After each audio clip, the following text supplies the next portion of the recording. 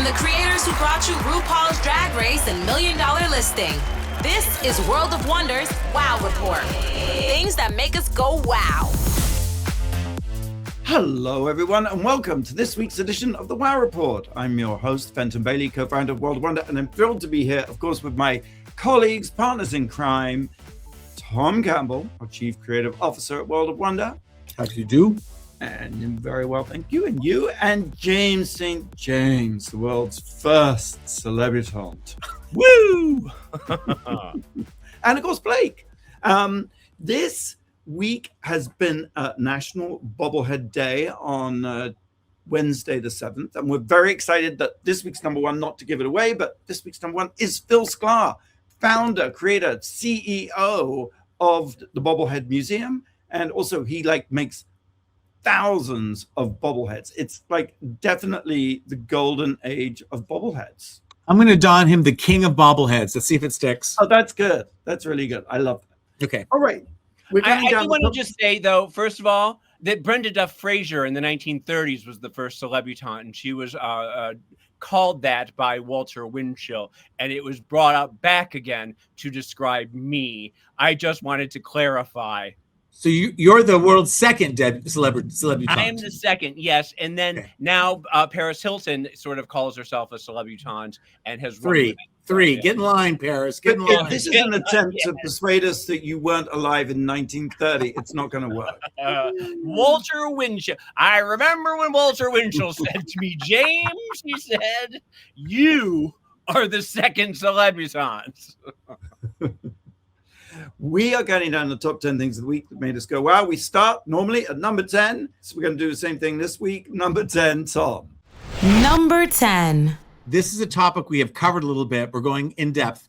It is a movie that's so hyped. Fenton, you were very engrossed by the campaign for the movie Marty Supreme. Well, the movie's out. The campaign must have worked because I saw it. James saw it. Fenton saw it. And I have thoughts, so many thoughts. I think this might be more than just one topic. You know how I hate to make things about me. Oh, you are so selfless that way. It's amazing when you do make it about yourself because it's so rare. It's such a shock, and it really brings in the ratings. It is a incredibly crafted, written, paced, acted film that will win lots of awards. Timothée's already winning awards this past week, the SAG Awards. I don't know if it's me or the movie, and it might be both, but there's something about the world right now, in case you've been reading anything. I think the day I saw it, we had just invaded Venezuela. You just see that on your phone, as you're walking into the Grove and sitting down in the dark. And then this movie comes at you that's sort of nihilistic, if I'm using that word right, where you have this nobody to like. And, I've been reading a lot about it because I'm am I alone with these feelings? But it's 2.5 hours. James, I'm going to have you repeat what your niece said it was. Oh, my niece said it was a 2.5 hour panic attack. It is an onslaught of energy being shoved into your face. Yes. And it's a remarkable performance and the stamina of Timothée Chalamet. And I love, and I forget her name. She's in I Love LA. Odessa Azion is the actress. Thank you, Blake. I love her. She's on the way up. I don't need more full on anxiety. I feel like I do a pretty good job. I do a pretty good job of venting my anxiety and living my life and trying to be. I need someone to root for. And someone said, well, there are such thing as anti-heroes. And it's yeah, but you still root for an anti-hero. But that's the whole thing, don't you? I felt the whole time that as unlikable as he was and as big of an asshole as he was, I still rooted for him to win the ping pong tournament ships. I kind of ran out for rootability at some point. I just felt I'd run out. Because there were no pauses in Marty Supreme. There was no time to breathe to catch your breath. It's like one of those Instagram videos where you cut out all the pauses in the speaking and it just comes at you. It's like a fire hose or a hydrant at 1.5 speed or something. And I did feel, forgive me if I'm wrong, but the calculation of the filmmakers to make him like a dog. The last scene where he cries, and I won't spoil why he cries, but these things that are meant to humanize him, I think, when in fact I have that sort of ship has sailed for me. I have a different take on that ending than most people, because a lot of people feel that the redemption in the last 5 seconds was not deserved, that it just sort of came out of the blue. But to me, it was a moment of recognition for him where he realized that his whole life's purpose is now out the window. He can no longer just be for himself about a narcissistic life, a hedonistic life. He has someone else that he has to care for. And he realizes in that moment that he will probably end up back at the shoe store and has to give up his dreams. And that's a lot of what he's crying about. He's not ending up at that shoe store, in my humble opinion. And I think you're going to have that moment in the moment, but he's going to let that go. And I realize in a weird way, tell me if I'm just thinking of this, but remember Honora from last year? Yeah. Mm-hmm. And how she cried at the very end. It's kind of like it was this relentless movie. And when she was finally able to have like a human moment, she just let go. And that was kind of beautiful. This one, I just don't trust him to stick around. He has emotions. He's not emotionless. No. But it's just often self-produced chaos. And that's it. That's exactly it. Yes. And there's that in our country and blah, blah, blah, blah. Well, there is, Tom. And I would say it's actually very parallel to that. I mean, I think the fact that it's orange is not entirely by chance. Because President Chaos and Marty Supreme, they're very similar in terms of, well, Marty Supreme actually has talent to do something other than this other person, but just a relentless, at any cost, push, make yourself famous, but just whatever it costs, do it. I need some revelation. I need, other than things suck and this person represents the things suck, doesn't really do it for me. And I compare it, not apples for apples, but Die, My Darling, that Jennifer Lawrence movie that was relentless, that I felt like I shouldn't be there. And even, forgive me, I'm about to piss a lot of people off, One Battle After Another, which is brilliant filmmaking, but what does it tell? Who am I rude? Why? I don't understand. And that's why all I can really take in terms of political commentary is the lessons I learned from Wicked for Good, which are deep and powerful. But all kinds of things. So that's all right. Well, let's see if James St. James can school us and give us a reason to feel differently. At number 9, James. Number 9. I wanted to talk a little bit about the casting of it, which was, some of it was very surprising to me. You had Fran Drescher as the mother. You had Sandra Bernhard. The evil mother. We don't know why. Just an evil mother. Well, no, I think you're supposed to realize that she's scamming her son in the very first scene, and that's where he gets it from. Obviously. Yes. I mean, we don't have to have a whole movie about that. Sandra Bernhard is a very short role as his aunt. Tyler, the Creator, was fantastic. Abel Ferrara, David Mamet, Penn Jillette, Isaac Mizrahi was very funny. I don't know if you caught Ted Williams, the guy who was very famous, internet famous. He was homeless and he had that great voice, and there was a big crowdfunding to get him off the streets, and he got a DJ job. Remember, he's the guy who ran the ping pong place. It was huge in 2010. Wow. Yes.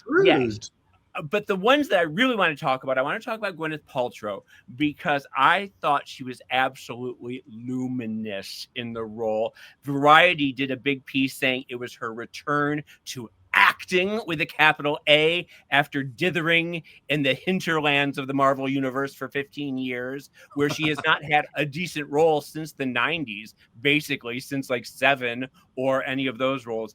I thought that she grounded the movie, and every time the camera went to her, you could take a breath, because Marty was so manic, but she knows how to control the camera because she is an actress. She is a star. She played a star, but she had this way. I thought she was absolutely fantastic.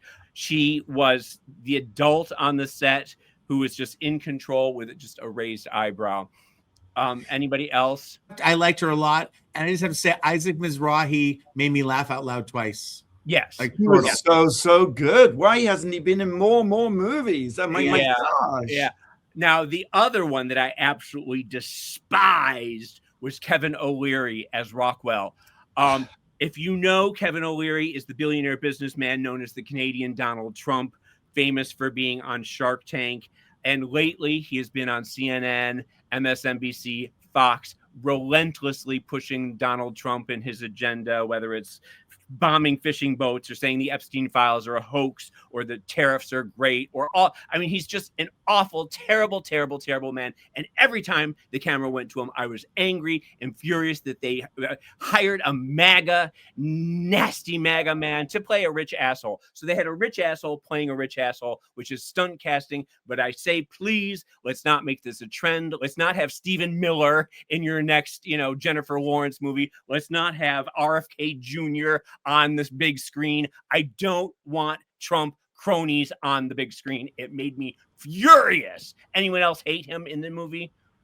I actually thought he was appropriately sleazy and good. I thought he was an actor. I didn't realize it was him. Yeah. Okay, I'm sorry, Finton. Go ahead and say what you were saying. Like Tom, I thought, I know that face, but I didn't clock who it was.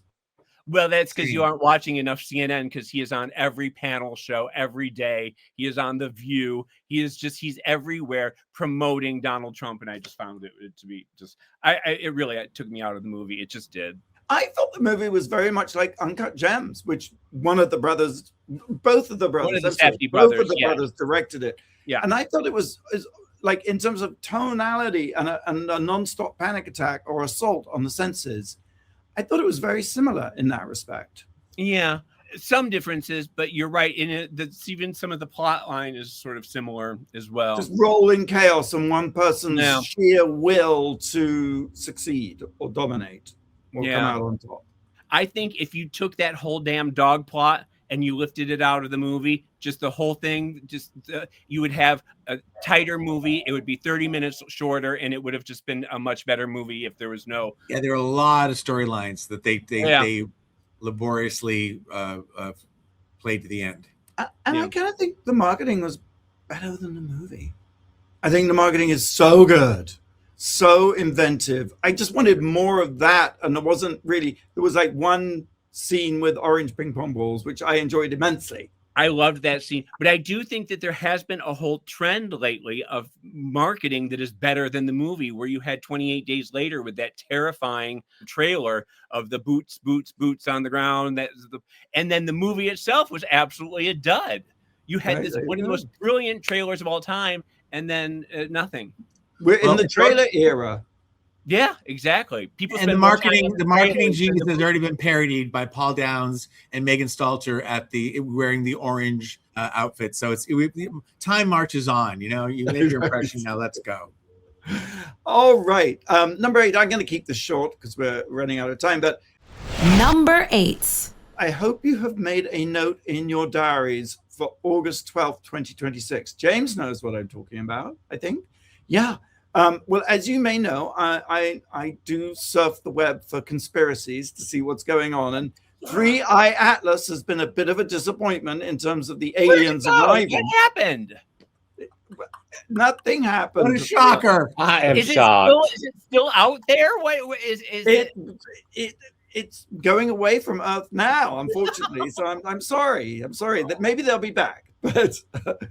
But don't worry, because August 12th, 2026 is coming, and it's very simple. But for 7.3 seconds, gravity will be suspended all over the world, and things that are not secured will rise into the air. And in fact, they estimate there will be a death toll of 40 to 60 million people. There is some practical advice that on August 12th, you should be in a room with a low ceiling, and that you should probably lie flat on the ground face down, because in those 7 seconds, you're going to rise up and then pshunk, when gravity is restored. Even if you are banged up against your ceiling and then you fall down, I mean, you're still going to break some bones, right? I mean, you probably need to tie yourself to the bed. Well, that's it. So tie yourself to the bed and then make sure the bed is secured. Yeah, because the bed has to be tied down too. Otherwise, you're just like a little exorcist girl. But if you're outside, are you just going to fly up like 100 feet and then fall down? Everything's just going to go up in the air and then come back down. NASA apparently has known about this since 2019, and it's when the gravitational waves.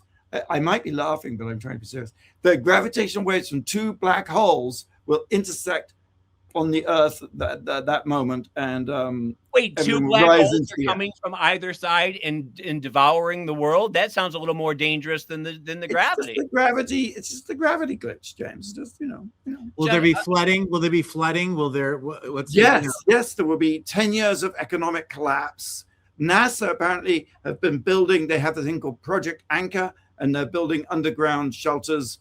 Obviously not for the likes of is that what is underneath the East Wing? Is that what this is all about? There you go. Yes. Huh.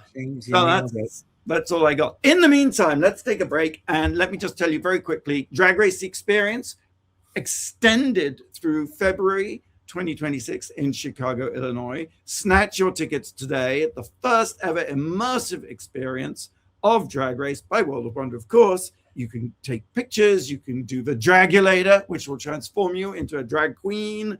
You can walk on the stage. You can work in the workroom, and lots of fun stuff. You get your tickets at wowpresentsplus.com.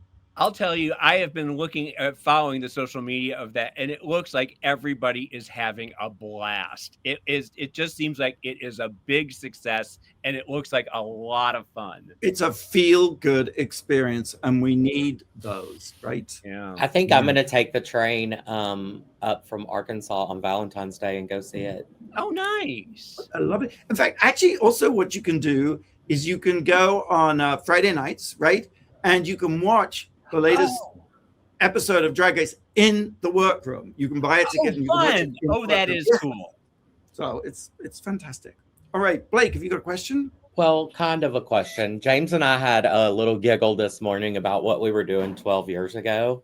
And we'll tell you what we were doing 12 years ago, but we want you to guess. And remember, it's like the beginning of the year. 12 years ago. All right. We'll be right back after the break. You're listening to World of Wonders Wow Report. Things that make us go wow. Welcome back to the Wow Report. I'm Fenton, here with James and Tom and Blake. Yeah, and I asked, what were me and James doing on this day 12 years ago? So it's January 2014. Uh-huh. You were checking into rehab. James was. But after that, we went to the gym. And that was the last time we went to him. 12 years ago was the last time we set foot in a place of exercise. Still have the membership, I hope. Still have the active membership. Keep it going. Yes. Uh-huh. Oh, that's the truth. I've been paying for the what's it? LA Fitness, yeah, the pool. I haven't been in about 5 years, and like every month it keeps on coming because I'll be like, well, maybe I'll go next month. But we are counting down the top 10 things of the week that made us go, wow. We've reached number 7. Tom. Number 7. I visited one of the most hyped, one of the most publicized restaurants / diners in LA history. I went on January 2nd with my friend Greg to Max and Helen's Diner on Larchmont, owned and co-run by Phil Rosenthal and Nancy Silverton. Wait, where is it on Larchmont? It's on the opposite side of Salt and Straw, the ice cream place. Here, I've seen them talk about it on television. I thought, how great could it be? And suddenly it was January 2nd. Nothing was going on, had all the time in the world because it's hugely popular. And I thought, okay, I'm going to go. And then you just look around the room. And based on what I'd seen on television, what was the room, I got the fluffy eggs, which Phil Rosenthal says totally match his mother Helen's eggs. Now, I love a flat egg. I love a dry egg. The idea that they were going to be mushy or wet disgusted me, but I felt I had to experience the fluffy eggs. They are delicious. They're fluffy and they're cooked and they're dry. I don't know how they do it. It's a miracle. Fluffy eggs. Then I got the waffle. Now, I'm not a pancake guy. Pancakes are mushy. Pancakes are too sweet. They're full of butter. But a waffle has a little bite, a little crunch to it. And what they have, which makes it extra special, which is such a subtle thing, but what makes Nancy Silverton so brilliant is it comes with it's this one round waffle with a big round, scoop of mapled butter. Why put maple syrup on when the maple syrup is in the butter? And then you can put maple syrup on it. It didn't even cross my mind because it was just so delicious, and to just crunch it, and have the maple and the butter come together in your mouth. I had no idea it was going to be this good. It was this good. So then we looked at the menu, and my friend Greg said, how could a hot chocolate be $10? Like, what are they doing for this hot chocolate? You went. I am holding up a picture of Elliot having the best hot chocolate. God, I'm sorry. I didn't know you went. I thought I was giving the scoop. Keep going. It's like we ordered one hot chocolate. We split all these things. So while it was a disaster calorie-wise, we split everything in half. And the hot chocolate is a misnomer. It is the lava of a chocolate lava cake. It is a chocolate mousse that you can swallow.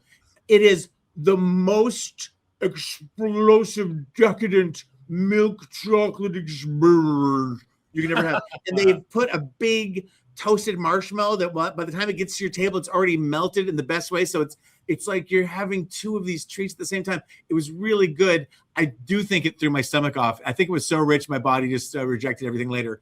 But it's a mouthgasm. It's absolute mouthgasm, just one after another. My last thing I ordered, I had a little savory, was their bacon, which was, just really good and thin and flat and yummy. I started sticking my bacon into my hot chocolate lava and eating it that way. And I swear to God, I said to the young people next to me, I said, take this, use it, influence it, become famous, because I was very funny. Now, the last thing I'll just say is the pre-show is what it's all about, because Larchmont, which James, I believe, lives in Larchmont. Yes. I'm right there. It is Larchmont, the actual strip. It's very quaint, it's very old town, but it is monstrous. People park in the middle of the street. It's just a bunch of privileged white people mostly and you're asking them to wait in line, a long line, to put their name in, to then wait 45 minutes to an hour more. And watching people it's like being at the airport, watching people have to negotiate waiting. And like, there was a lady who I think pulled her baby out of herself just to be like, let us in, we have a baby. She goes, well, it's only been 20 minutes and we told you it could be an hour. An hour? You didn't tell us an hour. And MVP player, I didn't get her name, but the beautiful young woman who's working the table, because she hears everything all day long. People cannot believe that they are really being made. She's very slick. They probably be 45 minutes to an hour. And so Greg and I just went across the street to Pete's, which is like another country. The other side of the street is full of people of color. It's full of people with like regular clothes. On the other side of the street, it's this like everyone who must get into the most exclusive, hottest thing. And the only negative I will say, and then Fenton, Doug, is they said, do you want to sit inside or outside? And of course, I want to sit inside because I want to get the ambiance. Loudest goddamn restaurant I've been in my entire life. But I think people had to be really loud because they waited so long to be there. So that, I'm having the best time of my life. All right. Now, I don't know, because the thing is, I don't do well with waiting at all. I'm not somebody who can wait. And I'm also somebody who doesn't like to sit next to another table that is too close and have them listen to me and I overhear their conversations. I don't do that well. Do they do takeout is my question. They do. They must. They do. Yeah. They do That's take how out. I might have to experience it. The other thing to do, I went on Monday morning, first day back at work. I went 7:45. I rocked up. They actually open at 8, straight in. Like that's how you do it. Yes. Okay. Yes. Okay. Got to go on a weekday. Or on when's that thing happening with the gravity? August what? Yes, August 12th. Yes. Let's Go make our that day. reservations for. Let's all plan to meet there on August 12th with an anvil attached to We'll tether ourselves, and then we'll go straight in. That's right. The other thing I would just have to mention, the cinnamon roll. Oh my God. I don't know what they do to it. It's light and fluffy and crunchy and a little the sour cream or in the glaze or the lemon. I don't know what it is. It's like I was just gonna have like a Stouffer's for lunch or a lean cuisines. I think I have to go. I have to do it. I can't. You've made me want some quality. It really was kind of worth the wait. You have to have the patience, and you really have to build in an. They text you so you could go home if you live nearby. But it's really, there's a business opportunity. They say the business in Larchmont has picked up because people are forced to shop for 45 minutes. But, James or you could take your book and do signings outside of Yes. It's kind of a brilliant idea, isn't it? Yeah. Places on Larchmont now. The Salt and Straw, of course, always has people aligned outside. Across the street, there's a bakery now that is very trendy. I mean, there's a lot of places there that are really good. And Great White, Yeah, Great White. It lived up to the hype. It was delicioso, and I'm looking forward to go back for the cinnamon roll and for the tuna melt. Nice. All right, moving on to number 6, James. Number 6.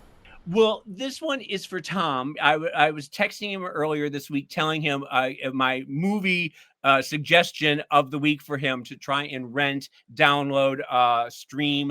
It's called Blue Moon, starring Ethan Hawke as old-timey songwriter Lorenz Hart. And Lorenz Hart, if you don't know, was part of Rodgers and Hart in the 1930s and 40s. And they were responsible for Blue Moon, Lady is a Tramp, My Funny Valentine, Bewitched, Bothered, Bewildered. Very famous songs that they were in musicals and stuff like this. Now, this is in 1943, is when the movie takes place. It takes place at Sardi's. It's a one-man show, basically. It's Ethan Hawke as Lorenz Hart. He's monologuing. It is opening night of Oklahoma, in which Richard Rodgers is now with Oscar Hammerstein. Yes. They've sort of taken a break, and Rodgers and Hammerstein, of course, go on to be the most successful songwriting duo in history. And so Lorenz Hart goes to the opening night of Oklahoma, and he's hoping it's a bomb. And he realizes, as he sees the first act, that it is a work of genius, and it is about to revolutionize the American theater forever. And in that moment, he knows that his style of writing is suddenly passé, and that he is most likely a has-been. And he goes to Sardi's, and he's talking to the bartender, Bobby Cannavale, and he's sort of monologuing about his life, and he is a bitchy queen like we have never seen on Drag Race, and it's everyone from the 1930s and 40s he's just attacking. And then the second act is after the show, and Rodgers and Hammerstein come in with the cast and crew, and they're waiting for the reviews, and Hart is trying to ingratiate himself back into Rodgers' life, and it's not working. And we realize that he's sort of an alcoholic, and he's his own worst enemy. He's pitching all these ideas that are just really wrong, and they're trying to say, well, maybe if you do it and he won't budge, and you realize that he is the problem, and he can't get out away from himself, and he is doomed. And it's a very sad and poignant role. I wish in another year he would be getting armfuls of awards, but Leo and Timmy are taking away all his thunder this year. It's a brilliant conceit. I love how small it is, but how contained it is, but how emotional. It sounds wonderful. I tried to see it. It only played in the Valley. It was really hard to get to see it when it was out in theaters. And then you sent me that thing, and I looked quickly because I was hoping I could see it for free. And just, I will spend $16 for a theater ticket, but I'm like $2.99 at home. I have to think that through. But I will see it. I definitely, after hearing you talk about it. You can find it video on demand to rent or buy digitally too. I found it on Fandango is where I watched it, but I'm sure it will be coming to streaming soon. So if you are a fan of that period, if you're a fan of Ethan Hawke, I think it's his best role to date, probably since Dead Poets Society. He's a great actor, and he's often overlooked. Yeah. Number 5. Homegrown. Now, this is actually a bit like Blue Moon. It's hard to find. It's not in theaters anywhere. It is a documentary. Tuesday, January 6th, this week, was, of course, the 5-year anniversary of January 6th. Yeah, exactly. Homegrown is a documentary made by Michael Primo, who found himself on January 6th right there, right on the very front line, because he had been following for maybe 6 months prior 3 Proud Boys. He was making a documentary following them. I don't know, but I get the impression he was actually a Trump supporter. But this film is so powerful. I compare it in a way to Triumph of the Will, because whatever you may think about Triumph of the Will, it is a unique insight into the mindset of the time and what people were thinking. And this is similar. He follows these three characters. It could so easily be a sort of, if we made it, we would be damning them to hell. But you really get to see the lives of these people and what they think. You think, oh my God, these people are so fucked up and misguided, I should say. But it is at least, rather than a sort of a polemic, it just shows you their lives. And it begins focusing on this guy who, I guess in a way, is the central character, Chris Quaglin. And he's in New Jersey and he's building a crib for his son who has not yet been born. So his wife is pregnant. He's building a crib for his son. And he starts talking about how it is that he's pro-Trump and how he came to be in the Proud Boys, which is because he couldn't get a job. He's this white guy, bearded, overweight white guy, couldn't get a job, and suddenly is looking around him and feeling really resentful that other people, Black people, non-white people, immigrants, are being given more opportunities and resources than he is. And he comes up with the bright idea to go into New York in his truck, which he has rigged, to dump tar all over the Black Lives Matter sign that was painted outside of Trump Tower. A stunt that he actually pulls off. And then his wife is like, what are you doing? You never see her, you never hear her, but he speaks to her on the phone. He's like, hi, honey, I'm at this march and blah, blah, blah. And she's like, if you get COVID, you know, I could well die. And I'm pregnant with your baby's due in like a month. The whole thing, honestly, it's 2 hours long.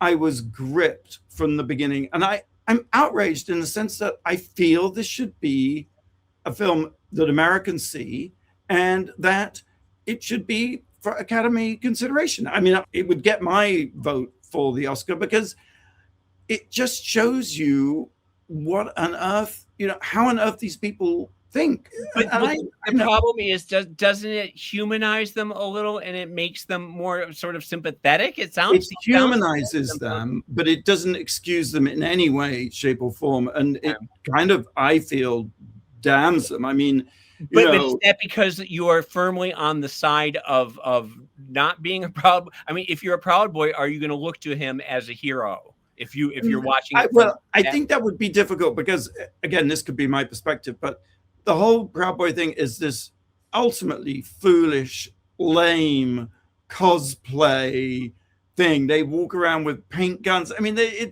absolutely there's a strain of violence. He shows us his man cave, and he's got like, you know, multiple AR-15s, and is like, I'm a law-abiding citizen, so I can have as many guns as I want. And it's like, what are you doing? What are you even thinking?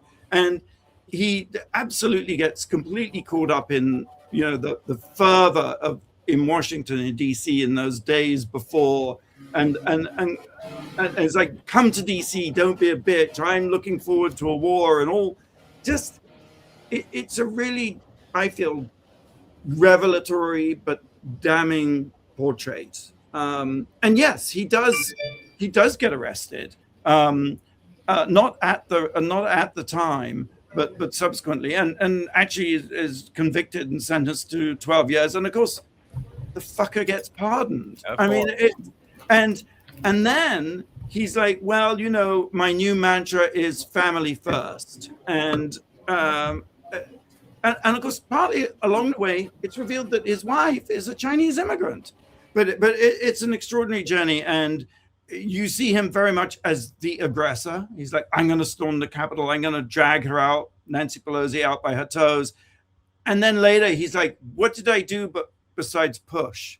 I lost everything. You know, it's victim.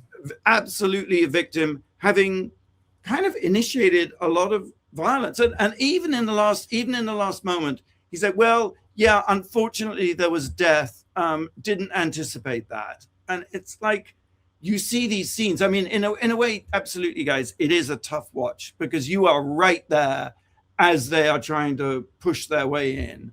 And it's very powerful, but I sort of feel we need to see it because, James, it won't make us sympathize. It does show you, though, how benighted or stupid or fucked up a lot of people are. And there were a lot of people there. That's the, it wasn't, a couple of people. I do worry that, you're showing it to only the people who are against it are going to watch it, and you won't probably get many MAGA people watching a documentary about January 6th. Sounds like nobody's watching it right now. Right. Very few. But if you do want to watch it, you can go watch it at Gather, GATHR.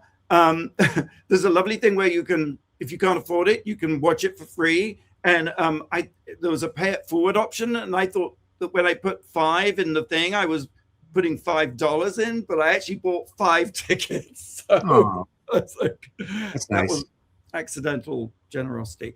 All right, let's take a quick break, and when we come back, carry on with our countdown.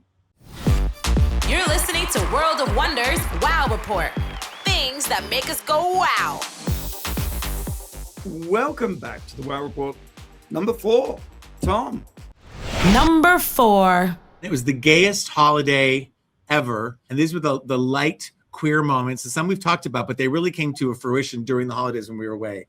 The first is the final episode of Heated Rivalry. Last I left you was like, I'm going to cottage. And they go, Ilya, it goes to Shane's cottage. They're hiding. They have 2 weeks to just be themselves, to be romantic in this idyllic, Canadian lake house. And they don't tell anybody they're there. And then the real world interrupts.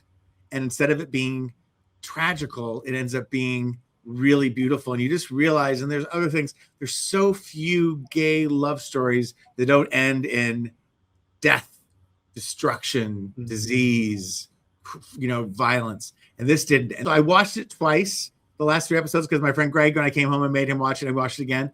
It's really well done. I know you busted me, Fenton, on saying it's very Canadian, because they all are really nice people and very articulate and very sweet, but it's really well crafted. And because there's more books and more seasons, I'm looking forward to it. The other thing was, remember Rosie Ruiz, who in 1980 pretended she won the Boston Marathon? She ran the last mile. Yes. That's me in Stranger Things. I came in late. I just pretty much watched the last season with my nephew from Thanksgiving until now.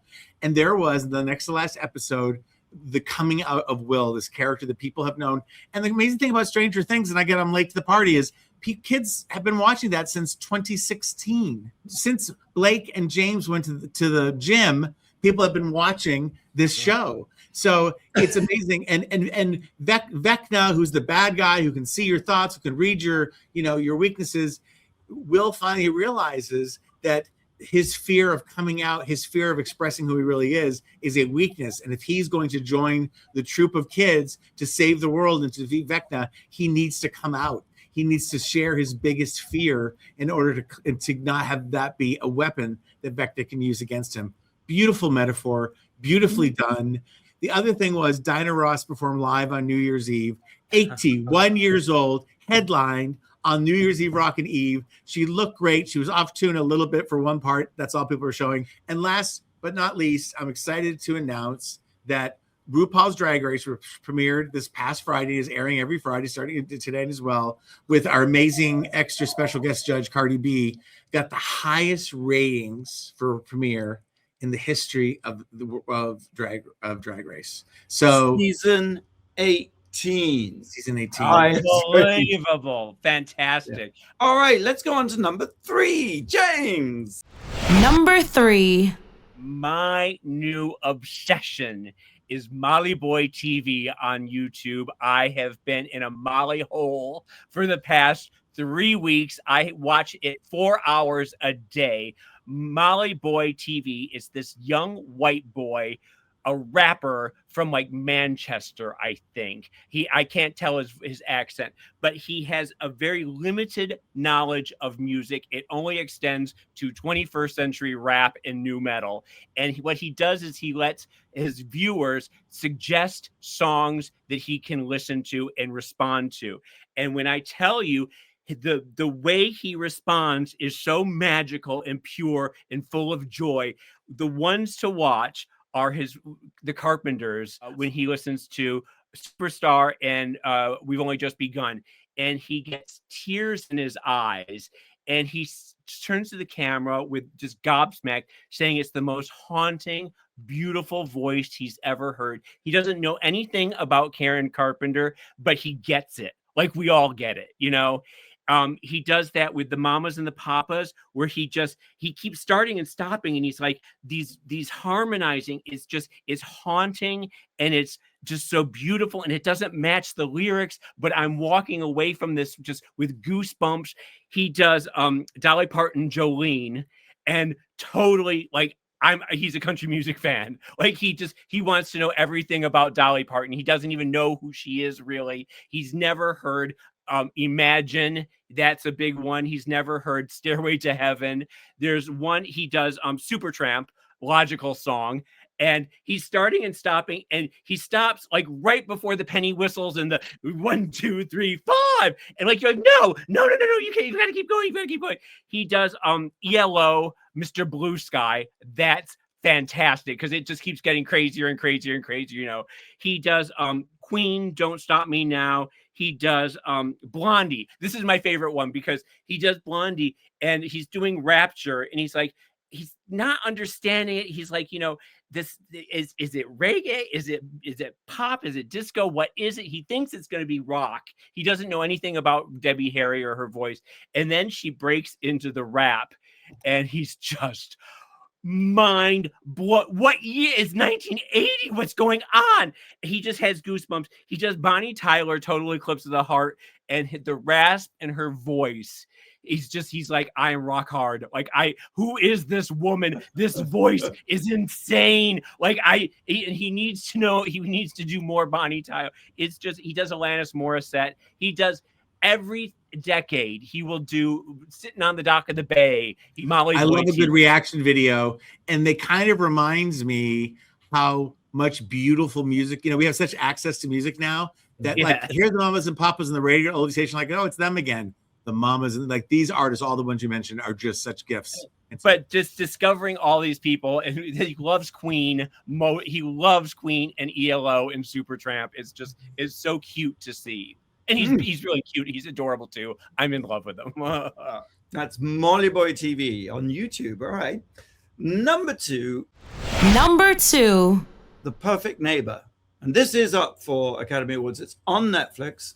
The Perfect Neighbor is almost entirely, actually, it is entirely, not almost entirely, it is entirely made up of archive from police-worn body cameras, from police interrogations, and it tells the story of a neighborly conflict in a neighborhood in Florida that over a period of months escalates into a fatal tragedy.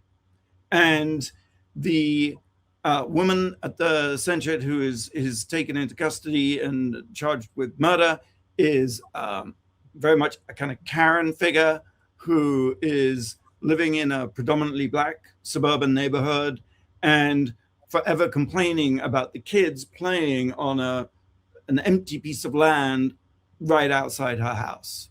And she's is this a very famous news item that happened recently that they've now made into a documentary? Because I know there's something similar. It happened in June of 2023. Yeah. And Gita Gambia, who's worked with Spike Lee, she came to the story because the victim was the best friend with her sister-in-law. And she originally went down there in the wake of this tragedy to kind of sort of as an advocate or activist, make sure that the perpetrator did not try the stand your ground defense, which of course is what she did try. That's the stand your ground. Yeah.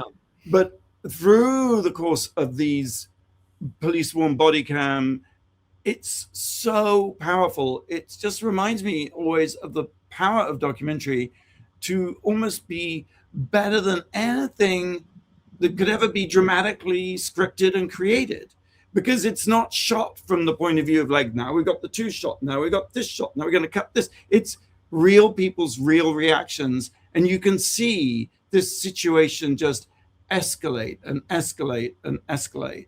And some people have said that it's sort of misery porn, but it really isn't, because there's a scene in it that's so heartbreaking and powerful, and you realize the power of the privilege to be able to see something happen it's okay. I guess if you had a negative point of view, you could say it's voyeuristic, but it's so, I don't know, it cannot but change you, I think. And I in some respects, it feels a bit like Homegrown. In fact, you feel such a witness to these events that if you ever had any doubt, your point of view is irrevocably changed, I think. It's a spectacular film. It really is.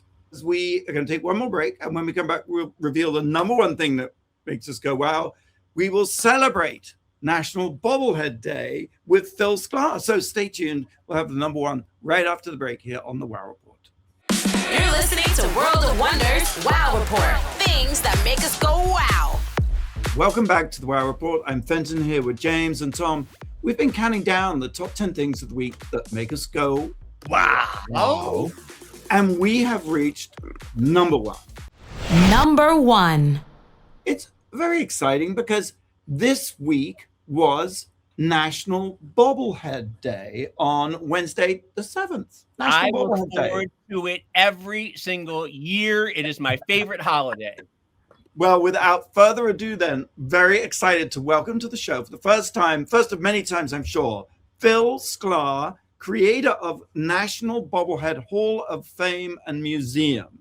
Woohoo! Wow. Welcome, Phil. That's very exciting. Tell us about Bobblehead Day, when it began and how how we celebrate. Yeah, well, thanks for having me on. I'm glad to be here. And National Bobblehead Day, celebrated every year on January 7th. It started 2015 was the first year. We actually came up with the idea for the museum dedicated to bobbleheads in 2014 and decided, hey, let's make a day dedicated to bobbleheads. So we started it January 7th.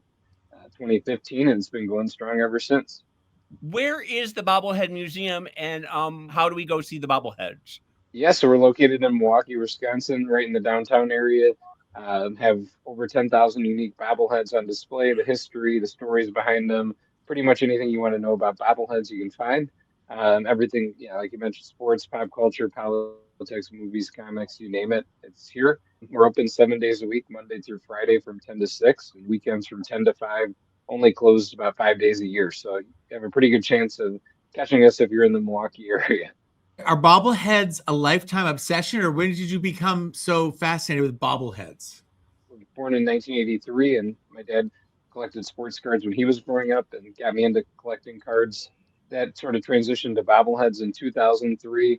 When the other co-founder, Brad, was working for the minor league baseball team in Rockford, Illinois.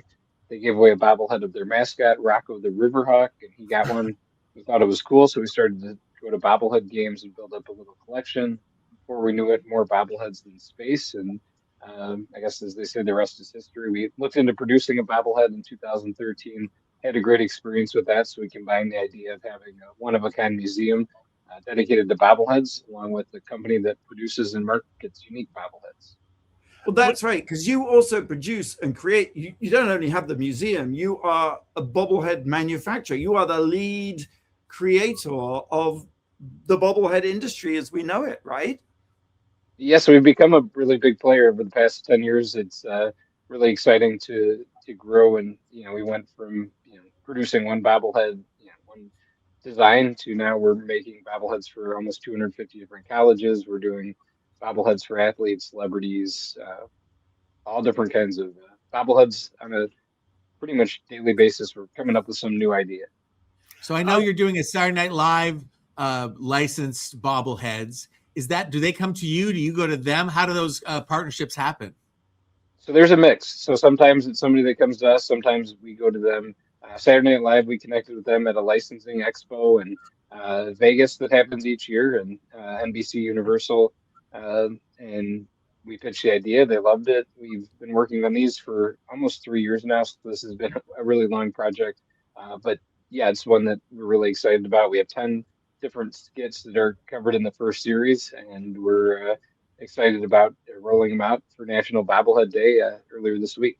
Did bobbleheads start as sports? Were they mostly sports figures in the beginning, when did they become so popular, and when was the first bobblehead? Do you have early bobbleheads?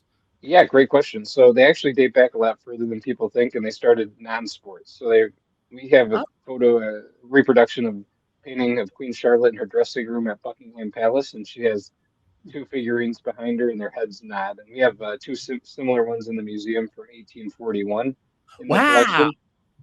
But then sports, they really came into play in the 1960-61 season for all the different teams. Those are that sort of generic boy face bobblehead that a lot of people know and associate with bobbleheads. Yep.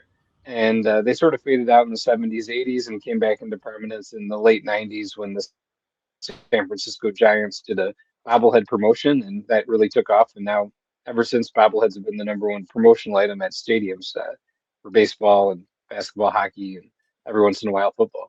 As a creator and a collector of bobbleheads, do they gain value? Is there like a Babe Ruth card bobblehead? Is there something like a Laurel and Hardy? I seem to recall somewhere. Yep, that's one of our newer ones. But yeah, the Holy Grail would really be pinpointed at the New York Yankees. There was a 14-inch bobblehead in 1960 that they made to put in store windows, and there's only a few known left.